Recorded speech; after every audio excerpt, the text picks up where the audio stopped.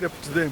So we are going to go after the actual culprits, those who did the actors' reels, the real act, then the aiders and abettors, whether they are in the land office or not, the accessories before or after you act, and then we shall also go against those who started selling the air titles to make sure that they all face the law of the land.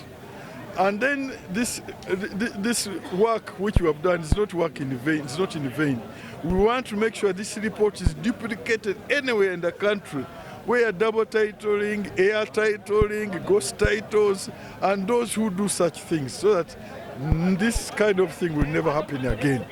So that our land information system now, as we have set it, which is now digitalized, computerized, will now be able to detect any of these things. It will not happen again.